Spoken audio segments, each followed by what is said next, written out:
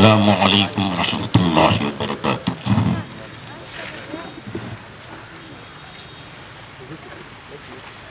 الحمد للہ وکفی وسلام علی عبادہ الذین اصطفی، اما بعد۔ اعوذ باللہ من الشیطان الرجیم، بسم اللہ الرحمن الرحیم۔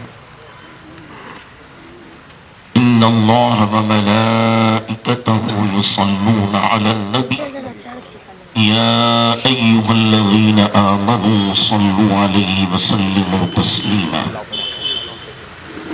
اللہم صل علی سیدنا محمد وعلی آل سیدنا محمد طب القلوب ودوائها وعافیة الابدان وشفائها ونور الابصار وضیائها وعلى آلہ واصحابہ دائما ابدا۔ چمکتا ہے شہیدوں کا لہو عظمت کے پردے میں، چمکتا ہے شہیدوں کا لہو عظمت کے پردے میں، شفق کا حسن کیا اور پھول کی رنگی قبائیں کیا۔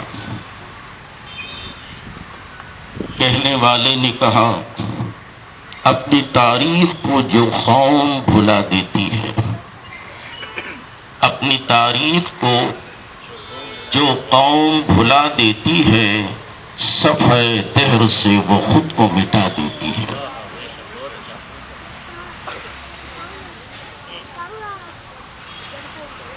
عزیزان محترم، سرزمین ٹیپو سلطان کے شیروں، آج جمعہ مسجد ٹرسٹ بورڈ کی جانب سے عیدگاہ حضرت سید عبدالقدوس صاحب رحمۃ اللہ تعالی علیہ میں آزادی کا جشن منایا جا رہا ہے۔ میں یہ عرض کروں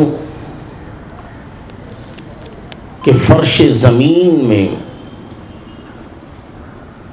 سب سے پہلے جو انسان یعنی حضرت آدم علیہ السلام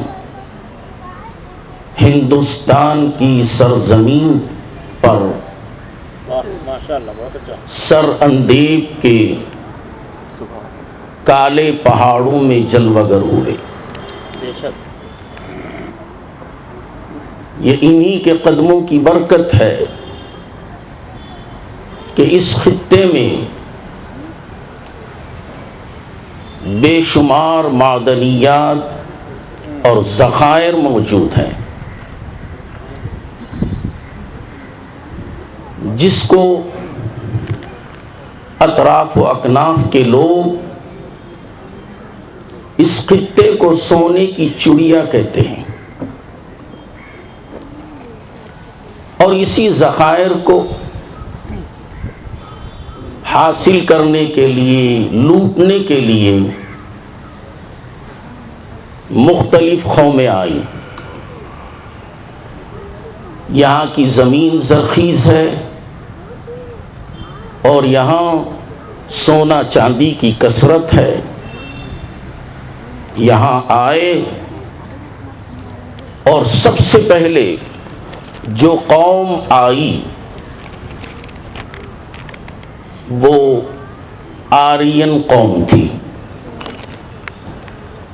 آریوں کی قوم تھی۔ یہ کون لوگ ہیں؟ یہ آریوں کی قوم، یہودی جن کو کہتے ہیں۔ دوسرے معنوں میں یہاں ہندوستان میں برہمن کہتے ہیں۔ یہ قوم آئی، ان کے آنے سے پہلے یہاں کون تھے؟ میں حقائق کی روشنی میں بیان کر رہا ہوں۔ سب سے پہلے یہاں قبضہ جمانے کے لیے آریہ قوم آئی اور یہاں کے پرانے باشندوں کو مارا پیٹا، ان پر ظلم و زیادتی کی، ان کی زرخیز زمینوں کو اپنے قبضے میں لے لیا۔ اس وقت کون سی قوم تھی جب وہ آئے؟ سوائے مسلمانوں کی کوئی قوم نہیں تھی،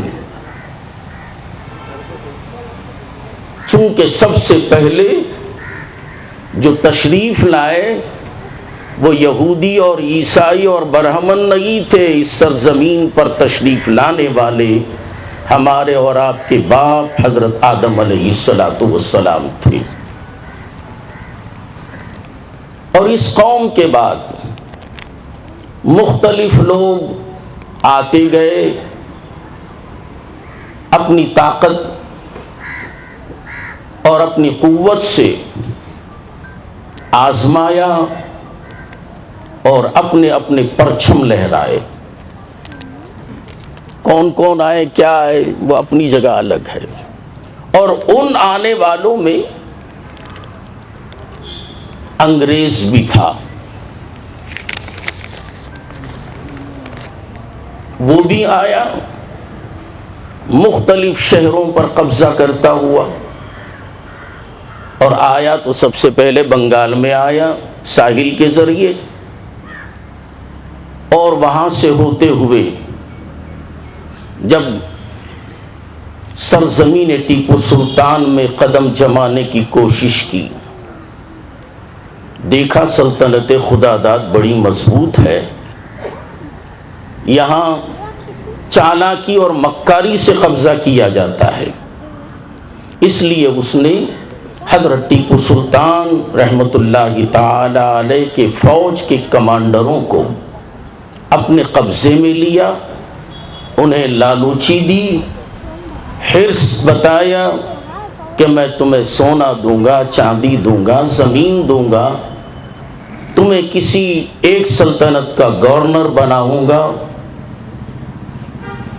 تو ان غداروں میں سے سب سے بڑا غدار میر صادق تھا، اس کے سپورٹ سے یہ انگریز قوم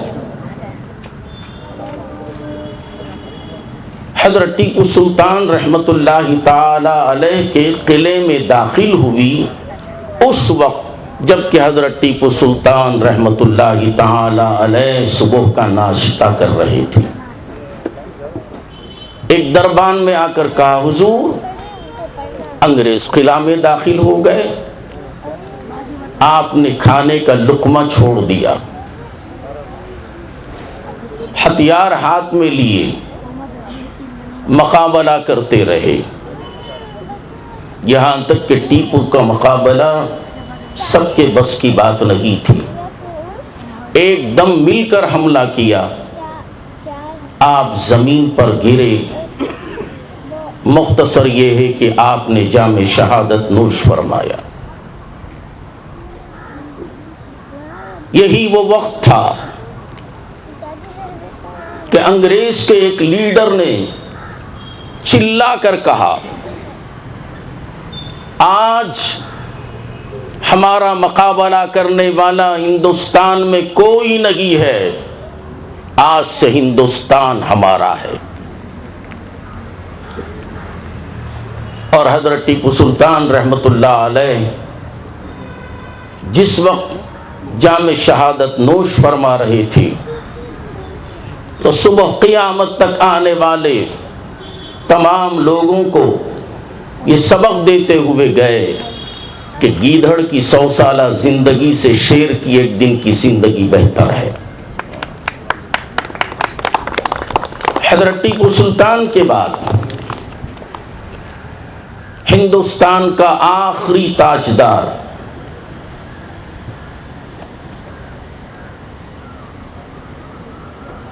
وہ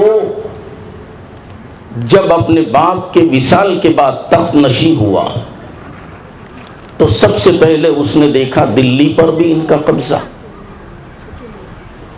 اور یہاں بھی آ گئے، تو اس نے پوری جد و جہد کی، اپنی عمر کی کہ اپنے عمر میں پوری کوشش کی کہ انگریزوں کو یہاں سے نکالا جائے، لیکن ان کا قبضہ مضبوط ہو گیا تھا، اور اس وقت انہوں نے ایک اعلان کیا۔ کب اعلان کیا؟ شاہ ظفر کے انتقال کے بعد۔ اور شاہ ظفر، اس کے پاس بھی غدار تھے۔ دولت انسان کو لالچ بنا دیتی ہے، انسان کے ضمیر کو بیچ دیتی ہے۔ یہ ایسی چیز ہے جو نہ ایمان کو باقی رہنے دیتی، نہ انسانیت کو باقی رہنے دیتی۔ یہ دولت کے لالچی احسان فراموش ہوتے ہیں۔ تو دولت کے لالچ میں شاہ ظفر کے خادموں نے انگریزوں کا ساتھ دیا، اور ایک وقت ایسا آیا کہ ان کی پوری فیملی کو، بیوی، بچوں کو، پوتوں کو ہمایوں کے مقبرے میں لے جا کر رکھ دیا، اور یہ کہا کہ یہاں رہیں گے تو آپ پناہ گزین رہیں گے۔ اور پھر انگریزوں کو خبر دے دی کہ یہ وہاں ہے۔ انگریز گئے، سب کو قیدی بنا لیا۔ مختصر یہ ہے، انشاءاللہ میں ختم کر دوں۔ مختصر یہ ہے کہ حضرت شاہ ظفر پھر بھی جنگ کرتے رہے، مگر ظفر کو قید کر لیا، اور ان کے سامنے ان کے بیٹوں اور ان کے پوتوں کے سر کاٹ کر طبخ میں پیش کیا، اور یہ کہتے ہوئے پیش کیا، ذل سبحانی، یہ آپ کی خدمت میں تحفہ ہے۔ اندازہ لگائیے، جس باپ کے سامنے اس کے بچے اور اس کے پوتوں کے سر نذرانے کے طور پر پیش کیا ہوگا، تو اس باپ کے دل پر کیا گزرا ہوگا۔ وقت کی نزاکت کو ملحوظ رکھتے ہوئے میں عرض کروں کہ حضرت شاہ ظفر کو لے گئے اور رنگون میں قید کر دیا۔ 4 سال تک وہاں یہ قید رہے، اور قید کرنے کے بعد یہ انگریز یہ سمجھتے تھے کہ یہ بھی پیسے کا بھوکا ہے۔ ماہانہ 600 روپے معاوضہ دینے کا اعلان کیا کہ آپ یہاں ہمارے قید میں رہیے، آپ کے خرچے کے لیے ہم 600 روپے دیں گے۔ مگر وہ سلطان تھا، وہ قوم کا لیڈر تھا، قوم کا رہنما تھا، اس نے ان 600 روپیوں کو ٹھوکر مار دی، اور 400 سال کے بعد اس دنیا فانی سے رخصت ہو گئے۔ اور جب یہ تمام واقعات علماء کرام کو معلوم ہوا، اب میں عالموں کا تذکرہ کروں گا 2 منٹ کے اندر۔ جب انگریزوں نے یہ دلی میں اعلان کیا کہ خلق خدا کی بادشاہت ہماری، آج سے حکومت ہماری ہوگی، ہم جو چاہے اس ملک میں اپنی حکومت کا سکہ جما سکتے ہیں، تو یہ خبر جب علماء کو ہوئی تو سب سے بڑے عالم دین حضرت شاہ ولی اللہ محدث دہلوی رحمت اللہ تعالی علیہ کے بڑے صاحبزادے حضرت عبدالعزیز رحمت اللہ تعالی علیہ نے فتویٰ دیا کہ اب مسلمانوں کو چاہیے کہ جہاد کریں۔ جب جہاد کا اعلان ہوا تو انگریزوں نے انہیں بھی تکلیف دی، زہر دیا، مارا پیٹا۔ مختصر یہ ہے کہ جب جہاد کا اعلان ہوا، تمام علماء اپنے اپنے گھروں، اپنے اپنے خانقاہوں کو چھوڑ کر میدان میں آئے۔ ایک لمبی لیسٹ ہے، میں کس کس کا نام گناؤں۔ انہوں نے قربانیاں دی۔ جب انہوں نے قربانیاں پیش کیں تو آخر وقت میں کچھ لوگ آ کر ان کے ساتھ جمع ہو گئے۔ ابتدا سے نہیں تھے، ابتدا سے قربانی دینے والے علماء تھے جو قوم کے جان باز تھے۔ ادھر ادھر سے آ کر جمع ہو گئے۔ جب ہندوستان آزاد ہوا تو منصب بانٹنے کے لیے سب سے آگے آگے تھے، سب سے پیش تھے۔ تو بہرحال علماء کرام کی قربانیوں کی وجہ سے آج ہمارا ملک آزاد ہوا، اور جو آزادی منا رہے ہیں، میں کیا کہوں، آزادی تو مل گئی لیکن پھر بھی ہم آزاد نہ ہو سکے۔ دعا ہے کہ اللہ تعالی صحیح معنوں میں حضور نبی اکرم صلی اللہ علیہ وسلم کے صدقے میں اور اولیاء کاملین کے طفیل میں ہمیں صحیح معنوں میں آزادی مل جائے، اور اس ملک میں اسلام کی خاطر کھل کر سانس لینے کی ہمیں توفیق عطا فرمائے۔ وما علینا الا البلاغ۔